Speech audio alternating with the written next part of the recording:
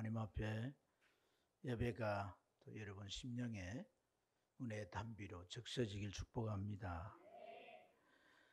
가족에 대한 신조 가운데 유사가족이라는 말이 있습니다. 유사가족.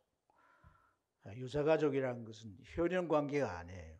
하지만 가족 공동체처럼 모여서 살아가는 행태를 유사가족이라 그러는데, 그 일본의 그 미야비 미유케라고 하는 작가가 작품을 써가지고 연재도 하고 방송도 하고 그러면서 유사가족이라고 하는 이 단어가 이제 알려지게 됩니다. 일본 사회가 이 산업화가 고도화되면서 일본이 이제 뭐 발전이 되지만 그런 산업화로 인해 도시화가 되고 핵가족화가 빨리 일어났어요. 그러다 보니까 가정이 붕괴되는, 가족이 뿔뿔이 흩어지고 붕괴되는 이런 문제가 되었고, 이게 사회 문제로 크게 이제 대두되었던 겁니다. 그래서 얼마나 가족이고 혈연 관계고 얼마나 혈연 관계가 아닌 이런 것들이 점점 더 이제 없어지면서 가족 형태로는 뭔가 있어야 되니까 유사가족이라고 하는 그런 이름의 가정들이 생겨나는 게 지금 일본 사회 현상이라는 거죠. 그래서 거기에서 강조하는 게 이제 결국은 혈연이 아닐지라도 이 관계성이 중요하다. 그러기 위해서는 역할을 잘해야 한다. 가정이 다 깨지고 이제 와서 그런 유사가족이라도 좀 이렇게 어쨌든 얼금해가지고 이 가정에서 인간이 얻는 그러한 것을 얻고자 하는 참 몸부림임을 우리가 헤아려 볼 수가 있습니다. 여러분, 지금 시대를 이제 포스트 모더니즘 사회라 그러는데, 포스트 모더니즘이라고 하는 이 사상이 가지고 있는 특징의 키워드가 해체입니다. 해체. 그러니까 모더니즘이란 근대의 모든 것을 해체시키는 거예요. 그 가운데 가정도 포함이 됩니다. 가정도.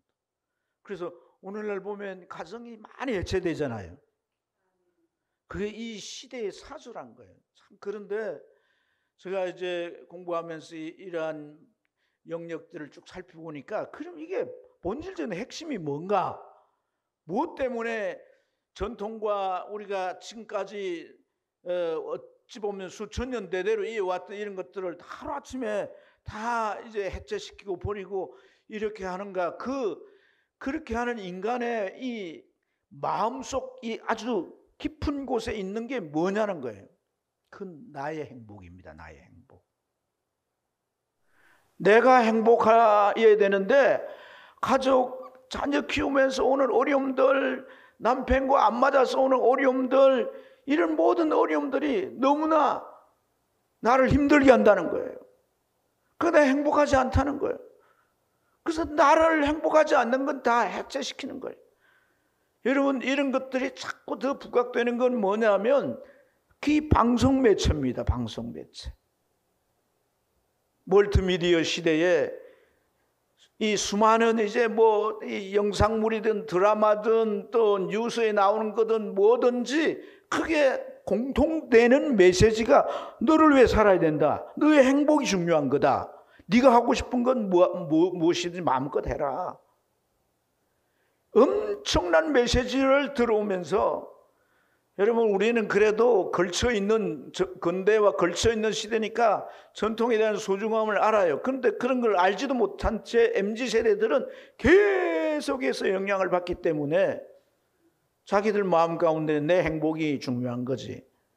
이런 사고방식이 딱 자리 잡아서 자기 행복을 위해서는 뭐든지 놔도 되고 버려도 된다.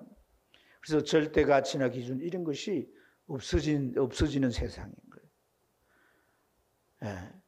그래서 지역마다 다른데 도시에 더 심하고 시골이나 이렇게 이제 변두리 지역은 덜하지만 이런 것들이 가장 또한 많은 영향을 받는 곳은 아주 팽배하게 일어나고 있다는 것이죠. 그래서 여러분, 우리가 신앙에도 참 결정적인 도전을 받는 거예요. 신앙은 절대 기준이잖아요. 진리가 기준이 되잖아요. 예. 그러니까 여러분, 이 세상에서 나오는 끊임없는 메시지와 우리가 성경의 진리 이 사이에서 혼란스러워하고 갈등을 가질 수가 있는 거예요. 다른 사람 다 저렇게 사는데 나는 신앙을 가졌다는 이유로 이렇게 살아야 되니까, 그래 내가 행복한가? 이런 질문을 하면 내가 행복하지 못하다는 결론에 이르게 되면 신앙마저도 흔들릴 수가 있는 거란 말이에요. 가정이라고 하는 것은요, 인간이 존재한 그 이후부터 시작된 거예요. 그런데 이 가정이 해체된다라고 한다면 우리에게서 어떤 가치나 어떤 가치가 버텨낼 수가 있겠느냐는 거예요. 우리가 살고 있는 이 세대의 심각성이 어느 정도인가를 우리가 이해해야 할 줄로 믿습니다. 요한 사도가 그런 말씀을 했습니다. 이 세상도 가고 그 정욕도 다 지나가지만 하나님의 뜻을 행하는 자는 영원히 거하느니라. 세상이 지나간다는 거예요.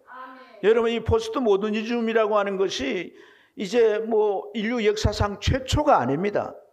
과거에도 사람들의 의식을 바꾸는 그런 대변혁의 시대의 사조들이 있어 왔어요.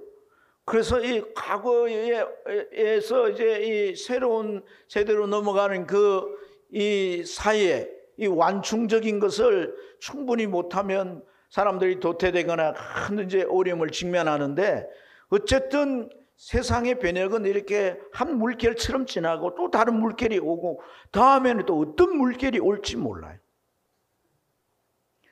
그것이 더 빨라지는 거예요. 빨라지는 거. 그럴지라도 우리는 하나님께서 우리에게 주신 진리를 지키며 가야 할 줄 믿습니다. 하나님이 주신 가정을 우리는 잘 세워가야 할 줄 믿습니다. 어떻게 이 가정을 세워가야 되겠습니까, 여러분? 시편 127편 1절 말씀에 보면 여호와께서 집을 세우지 아니하시면 세우는 자의 수고가 헛되며 그랬습니다. 하나님은 이 가정을 세워주신, 가정을 제정하신 분이세요. 가정 제도를 만들어 주셨잖아요. 아담과 하와를 창조하시고 너희들이 부부가 돼 자녀를 놓고 가정을 이루라고 말씀하셨잖아요. 가정제도가 하나님께로부터 나왔을 뿐 아니라 또 이제 방금 말씀에서 우리는 하나님이 그 가정을 직접 세워주신다는 것까지를 깨달아야 되는 거예요. 하나님이 우리 가정을 세워주신다는 거예요. 하나님이 내 가정을 온전히 이루어지게 하시고 든든히 세워지는 그런 가정이 되게 하시는데 그 일을 하나님이 하신다는 거예요.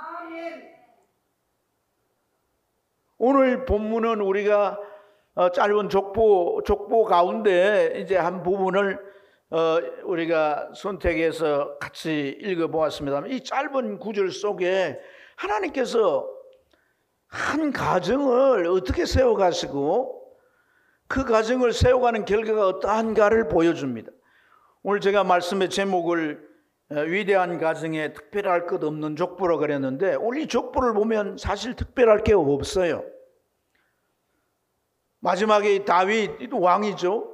근데 그 윗대 사대를 쭉 거슬러 올라가면 보아스는 성경에 유력한 사람이라고 했으니까 부유하고 상당히 어떤 리더십을 끼치는 그런 인물이 있을 거예요. 그 외에는 다 그냥 농사 짓고 목축업하고 그냥 일반인으로 살았던 사람들이. 그런데 이들 가운데 부인들은 또 어떤 사람들이에요? 이방인들입니다. 이방 여인들이래요. 그러니까 사실 이스라엘 사회에서 내세울 게 없어요.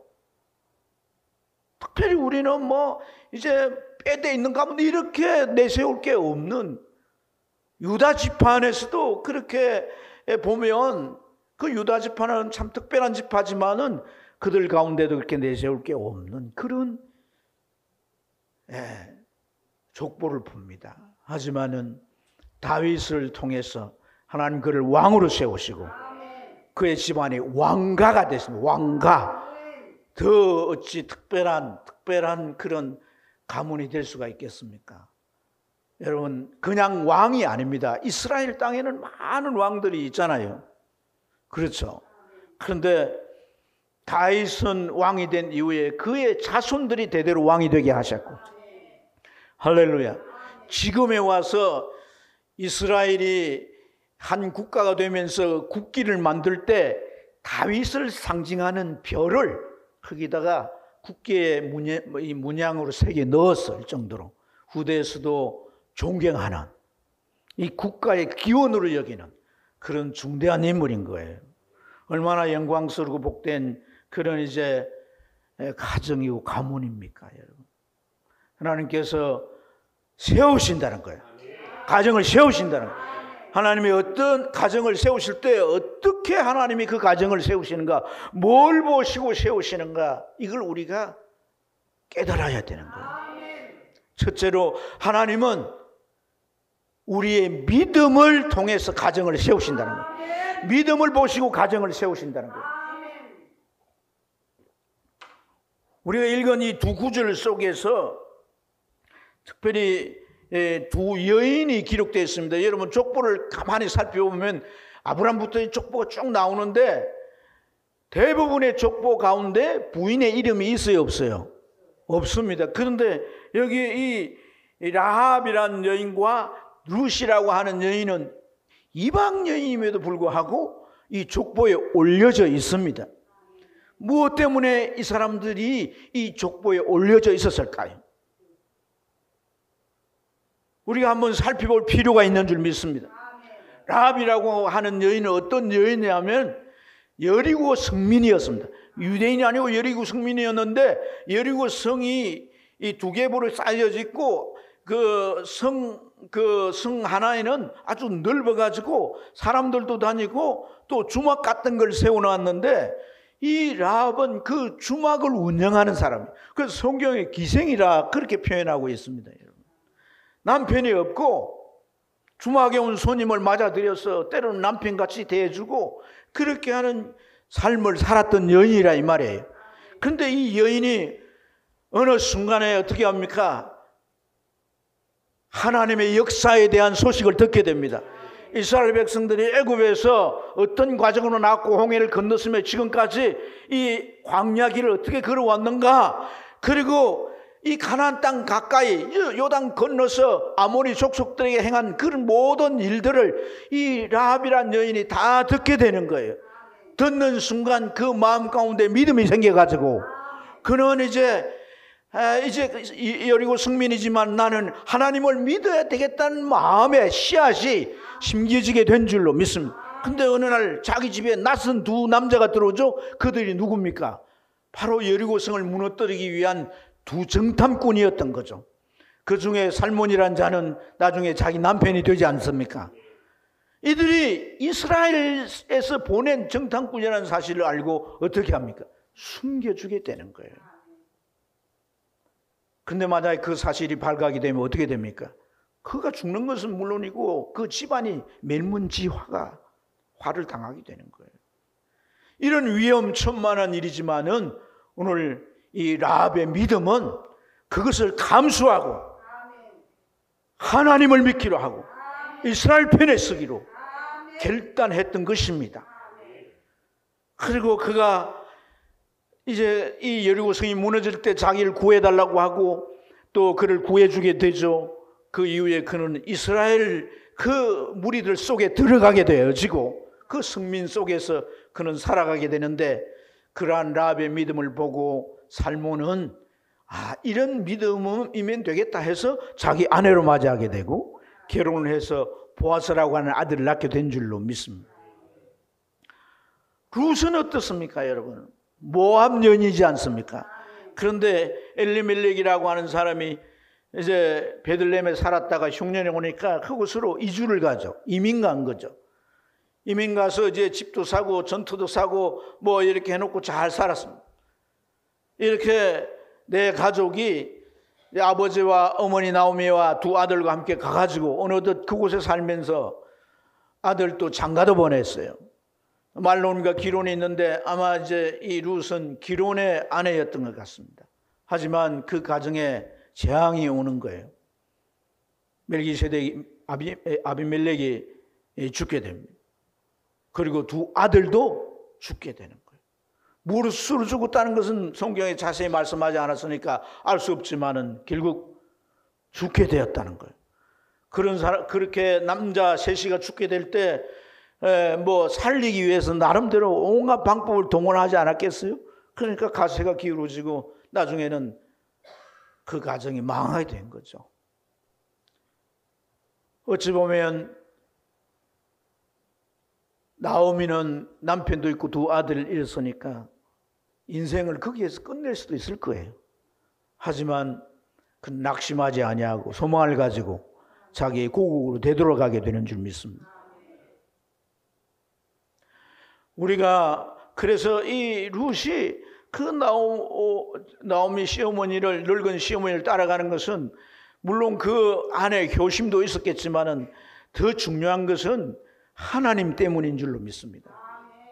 이들이 정말 부족한 믿음이지만 이 고난 속에서도 그들의 믿음은 그 고난을 이겨내고 소망 가운데 하나님을 되찾는 믿음으로 보여지게 되었고, 사람이 저 정도 고난을 받으면 낙심하고 때로는 인생을 끝낼 법도 한데 낙심하지 않고 견디내는 그러한 이 나오미의 신앙의 모습을 보고 이게 하나님 때문인 것을 발견하는 거죠. 그래서 나는 어머니도 어머니지만 나는 하나님 때문에 어머니도 내 어머니고 어머니의 고국도 내 고국이고 어머니의 하나님도 내 하나님이 된 것으로 나는 결단했습니다. 그 죽음 외에는 나를 갈라놓을 수 없으니 나를 데리고 가세요. 그 늙은 어머니를 봉양하죠. 하나님이 보아스를 예배해 놓았다가 딱 결혼을 시켰어. 할렐루야. 자식을 낳게 하시고 새로운 가정을 이루게 하신 거예요. 여러분, 오늘 이러한 내용들을 우리가 볼 때 이 두 여인에게 공통적으로 그들이 가정을 세울 수 있었던 건 뭐예요? 믿음이에요. 믿음. 사랑하는 여러분, 믿음이 이처럼 중요한 것을 우리가 깨달아야 할 줄로 믿습니다. 성경에 왜 이 족보라고 하는 건 간략하게 써야 하는 게 특징인데, 이 이방 여인 정말 빼도 될 여인인데 정통 유대인들 여인들도 안 들어가는 그게 이방 여인의 이름을 넣어놓았다는 것은 이걸 기록한 저자인 마태가 의도가 있었을 거 아니냔 말이에요. 할렐루야.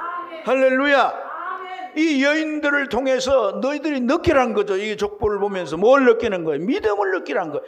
믿음을 통해서 이들이 정말 유대 사회에서 가정을 이루고 나중에 왕가를 세우는 그런 위대한 가문을 만들 수 있었다.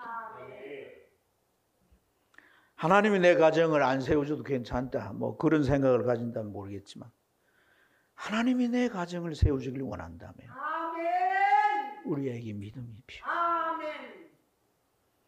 그 가정을 세우는데 특별한 역사가 필요할 때는 하나님이 때로는 우리에게 온전한 믿음을 요구하십니다.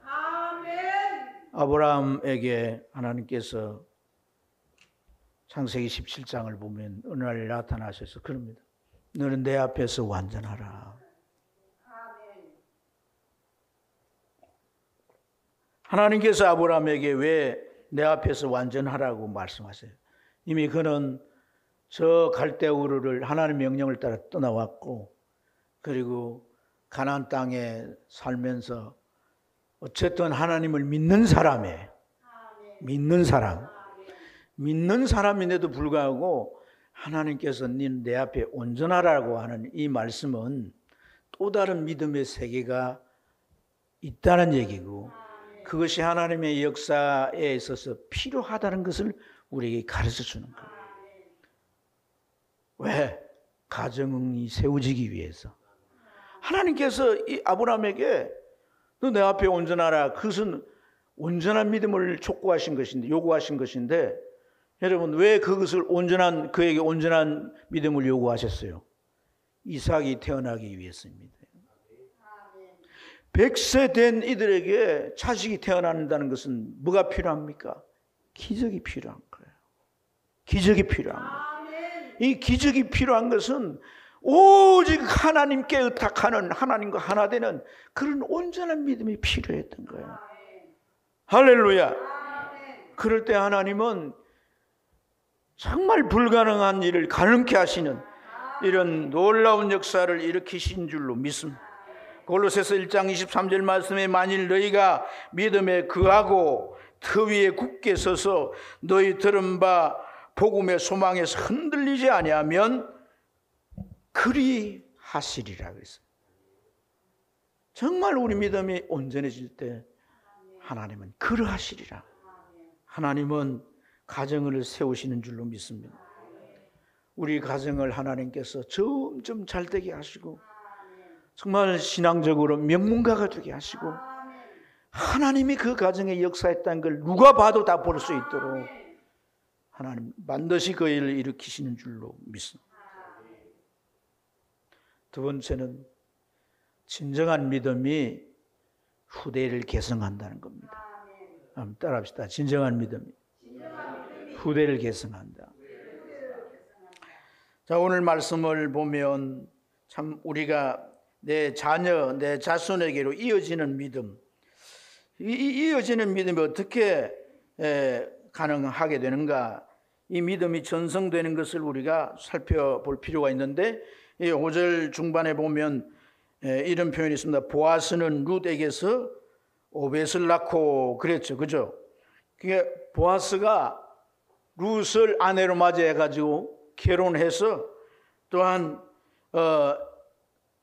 결혼을 해서 이 오벳을 낳게 되는데, 오늘 이들이 가정을 이루게 되고 이 가정을 이루는 과정에서 정말 믿음이 어떻게 계대로 개성되는가 하는 것을 우리가 볼 수가 있습니다.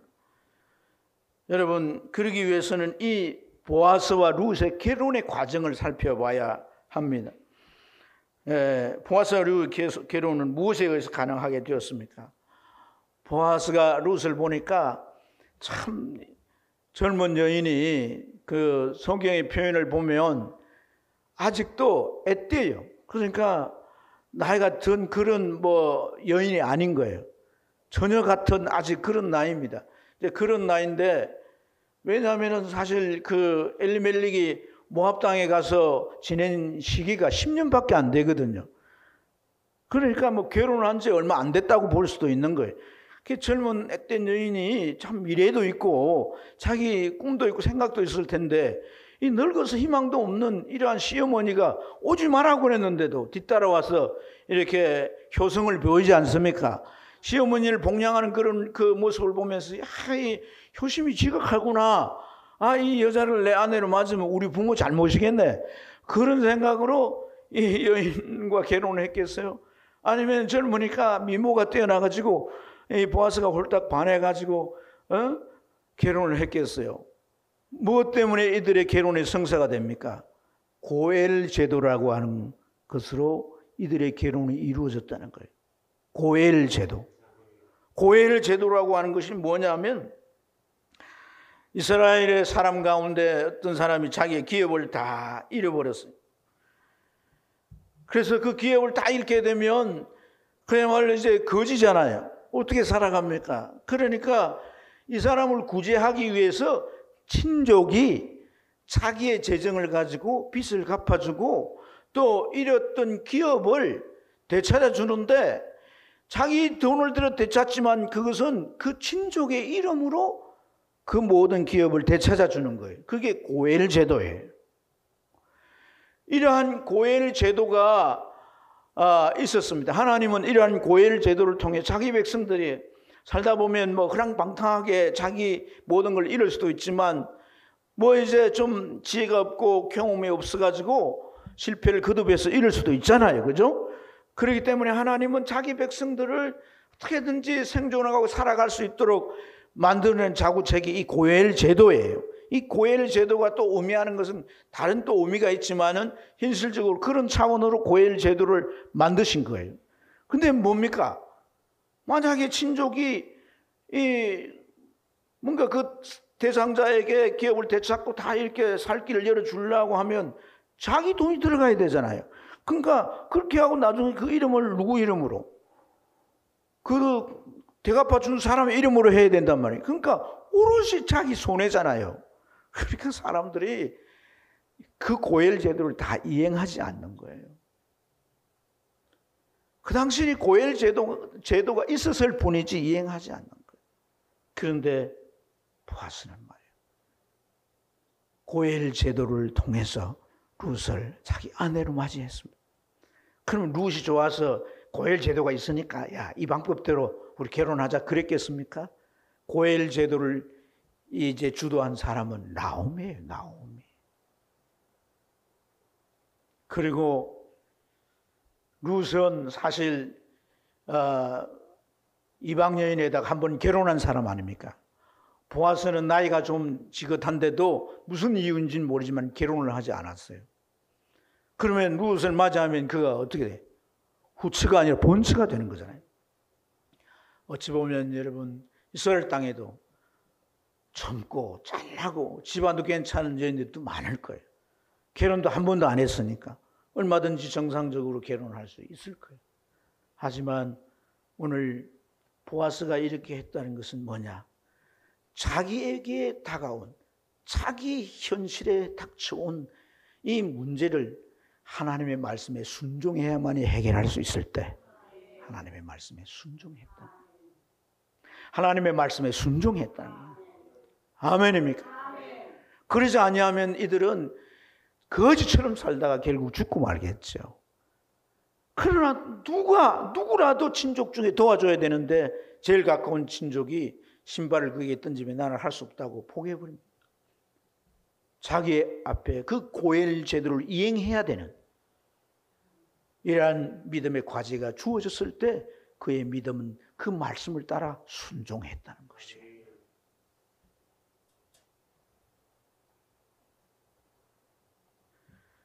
여러분, 하나님의 말씀을 순종한다는 것이 아무 부담도 없고 그저 내 노력만 하면 되는 것이면 얼마든지 순종할 수가 있겠죠. 그러나 그걸 순종하는 데는 내가 대가집을 내야 되고 때로는 내가 희생을 해야 될 때 우리는 주저하게 되는 거예요. 때로는 우리 믿음이 거기에 못 미쳐가 가지고 못하게 되는 일들이 얼마나 많습니까? 하지만 이 보아스가 그 일을 그대로 수행해 갔다라고 하는 것은 그의 믿음이 이제 뒷받침됐다는 것이고 그의 믿음의 특성은 하나님의 말씀을 순종하는 특성을 가졌다는 것을 알 수 있어요. 그렇다면 그 믿음이 어디에서 생겼겠냐는 거예요. 어디에서 생겼겠냐는 거예요. 그것은 그의 어머니 라합에게서 생겼다고는 깨달게 됩니다. 눈을 뜨세요.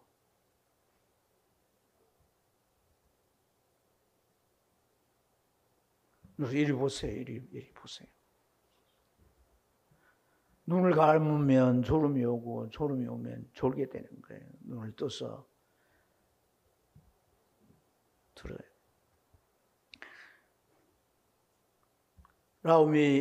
라합에게서 그 믿음을 전수받았다라고 할 때 라합의 믿음은 어떤 믿음일까요? 그는 하나님의 기적을 본 바는 없습니다. 들었어요. 수많은 증거들을 반복해서 들었을 터입니다. 그래서 그 증거들을 통해서 그 안에 믿음이 싹 텄고 그가 믿음을 가졌어요. 그리고 하나님을 선택했어요. 그래서 이스라엘 성민 속에 들어갔지만은 자기의 신분은 어떻습니까? 이방인에다가 기생이라는 거예요. 결혼을 해가지고 살몬과 사는데 이 살몬은요 유대 지파의 괜찮은 집안이라 그 말입니다. 그러면 이 집안이라고 하는 것이 괜찮다 그럴 때 뭐 얼마나 친족들이 여기저기 겹겹이 있겠어요. 그렇죠. 같이 함께 살아갈 가족도 있겠지만 위에 부모나 주변에 뭐 친족들이 많이 있을 거예요. 자기 신분은 어떻게 했습니까? 부정적인 눈초리로 보지 않겠단 말이에요. 저 여인은 뭐 했던 여인? 기생했던 여인.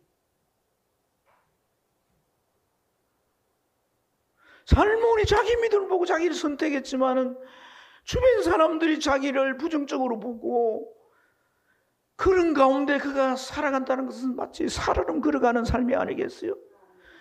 그런데 이 라합은 이 보아스라고 하는 말씀을 순종하는 그런 아들로 만들어 놓았다라고 하는 것은 결국 이 라합이 어떻게 살았다는 거예요.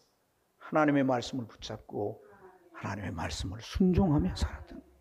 그래서 그가 기생이라고 하는 이 낙인을 확실히 씌워버릴 수 있었고 새로운 사람이 될 수 있었다는 거예요.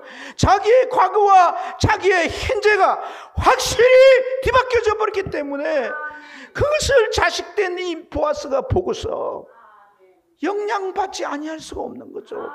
그리고 그 변화된 요인이 뭡니까? 하나님의 말씀이란 겁니다. 말씀이 그를 바꾸어 주더란 겁니다. 그렇기 때문에 보아스는 말씀의 중요성을 깊이 깨달았고 내가 소리를 보고 이렇게 했다 할지라도 하나님은 반드시 나에게 좋은 것을 보상해 주실 것이다. 그 말씀을 따라 그렇게 갈 수 있었다는 사실을 믿습니다. 이것은 오늘 우리에게 뭘 교훈해 줍니까? 여러분, 부모의 믿음, 그 믿음의 특성과 색깔이 어떤 거냐는 거예요. 가정을 세워갈 때 하나님의 믿음을 보시고 쓰신다고 할 때 우리의 믿음이 어떤 믿음일 때 하나님은 개입하시고 역사하시고 그 가정을 대대로 세워가시고 명문가가 되게 하시는가? 이걸 우리가 좀 깊이 들여다볼 필요가 있는 거예요. 국민일보에서 이 조사한 내용 가운데 교회 다니는 청소년을 리서치를 했어요. 근데 너희들이 지금 가지고 있는 신앙이 이 신앙이 누구의 영향을 받았느냐라고 했을 때 32%가 어머니에게 영향을 받았다. 어머니에게. 사실 어머니는 위대하죠. 그렇죠. 어머니만 위대하다 그러면 아버지들이 우리 뭐냐 이렇게 말할지 모르겠지만 전체적으로 보면요 어머니들이 참 위대한 거예요. 그렇죠. 자식은 어머니가 젖을 주고 이렇게 키우잖아요. 그러니까 어머니와 어찌 보면 가장 가까이 있고 어머니 영향을 많이 받을 수밖에 없는 그런 조건이고, 근데 그 어머니가 믿음의 영향을 끼치게 될 때 정말 진정한 믿음이면 그 영향을 안 받을 수가 없는 거예요. 아멘입니다. 물론 뭐 자녀의 믿음을 가르치는 것이 어머니에게 다 있다 그렇게 볼 수 없어요. 오늘 우리의 신앙 현실을 보면 자녀들이 신앙생활 잘 안 하는 그런 원인들이 어머니가 아무리 믿음의 지도를 하고 이렇게 해도 아버지가 신앙생활을 하지 않으면 그게 아이들로 하여금 세상으로 나아가는 큰 문이 돼요. 아무리 가르치고 해도 아버지가 활짝 열어가지고 세상으로 나가게 해버려요. 그래서 부부가 돼 신앙생활 한다는 게 그보다 더한 축복이 없어요. 그리고 혼자서 자녀들의 믿음을 세웠다. 박수 쳐야 돼. 박수 쳐야 돼. 자녀들의 믿음이 혹 세워지지 않았다 낙심하지 마세요. 그런 문장이 있잖아요. 기도하는 어머니는 자식을 망하지 않게 한다. 제발 기도 좀 하세요. 그리고 할렐루야.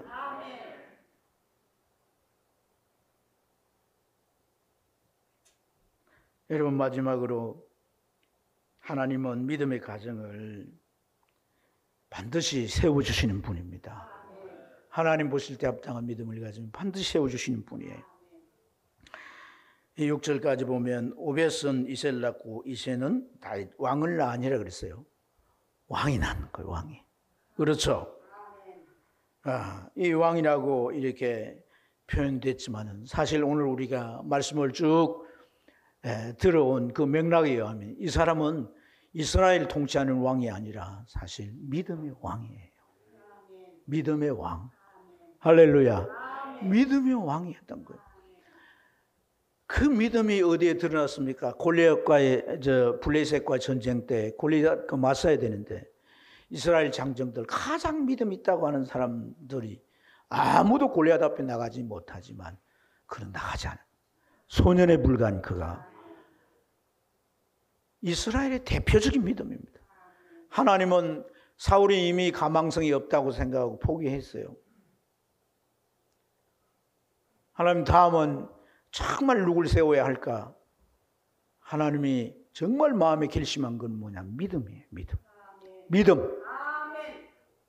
그런데 이스라엘 땅을 쫙 보실 때 가장 뛰어난 믿음이 우뚝 이렇게 소선도 뛰어난 믿음이 보였어요. 누구의 믿음? 다윗의 믿음. 저거를 내가 훈련만 하면 내 백성들을 잘 내 뜻대로 이끌고 내가 원하는 나를 세우는 정말 내 마음에 합한 사람. 그렇게 여기고 그를 선택했다. 아멘. 아멘. 디모데후서 1장 5절에 보면 이런 표현이 있습니다. 우리 같이 한번 읽어볼까요? 시작. 이는 내 속에 있는 거짓 믿음을 생각하며 이 믿음 로이스와 내 어머니 유니게 속에 있든 내 속에도 있은 것을 확신합니다. 아멘. 믿음이 전성되어 왔다는 것, 또 하나는 할머니 속에 있는 믿음이 어머니 속에 있고 어머니 속에 있는 믿음이 디모데 속에 있더라는 거예요. 오늘 다윗 속에 있는 이 믿음은 누구 속에 있었던 겁니까? 고조 할머니 라합 속에 있었고 정조 할머니 룻 속에 있었고 그리고 자기 속에 그대로 전송된 거예요. 사랑하는 여러분, 이 표현은 너무나 중요한 줄로 믿습니다. 여러분, 결국은 이 믿음의 조상들은 나중에 자손에게 그 믿음을 꽃피우게 하고 하나님이 세우시는 위대한 가정의 열매가 되게 했다는 거예요. 라합의 믿음, 룻의 믿음, 그리고 뭐 믿음들이 있었겠지만 그 믿음은 다윗 때에 와서 꽃피고 열매 맺었다는 거예요. 꽃피고 열매 맺었다. 아멘입니까? 사실 오늘 본문은 이 마태복음의 첫 부분이고 서론에 해당된다고 할 수가 있습니다. 근데 이제 여러분 보통 책을 보면 서론에 어떻게 쓰여져 있습니까? 흥미진진한 거, 그렇죠? 또 사람들이 보통 관심을 가질 이야기로 씁니다. 그런데 오늘 이 마태는 족보를 써놨어요. 족보. 누가 누구라고 우리 집안 족보도 아니에요. 더더욱 우리가 참 읽기가 싫은 거죠. 근데 이 마태가 이게 아주 센스가 없는 사람일까요?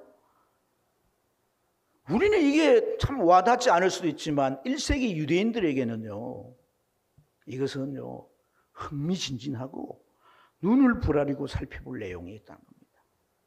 왜냐하면 그 시점에 예수님이 오셨고 기적과 표적을 행하시는 거예요. 이 기적과 표적을 행하시는데 사람들이 예수님을 뭐라 그래요? 메시아다는 거예요. 이스라엘 왕이라 그런 거예요. 근데 과거에도 선지자들이 그런 표적과 기적을 행했어요.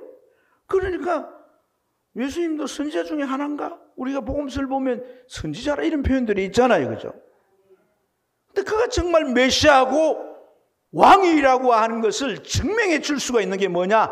이 족보라는 겁니다. 족보. 할렐루야. 그래서 아브라함부터 나옵니다. 아브라함을 선택한 것은 하나님께서 예수 보내기 위해서입니다. 다른 거 없어요. 그런데 하나님은 어떻게 보내느냐? 예수님은 이 세상을 통치할 분이기 때문에 왕으로 오셔야 되는데 예수님의 사표로 누굴 세우냐면 다윗을 세웠다는 겁니다. 그래서 성경 곳곳에 다윗의 후손으로 이스라엘 메시아가 오실 것이다. 그가 만왕의 왕이시다. 이런 예언들이 있었기 때문에 마태가 이 족보를 아브라함부터 시작해가지고 예수님 때까지 이렇게 족보를 쭉 이어놓았다는 것은 결국은 뭘 의미합니까, 여러분? 이 족보라고 하는 것은 사람들에게 많은 관심을 갖게 하는데 이것을 통해 깨닫게 하는 것은 결국 이 족보가 믿음으로 말미암은 족보라는 것이고 예수님이 오시는 징검다리가 이들의 믿음으로 놓여졌다는 것입니다.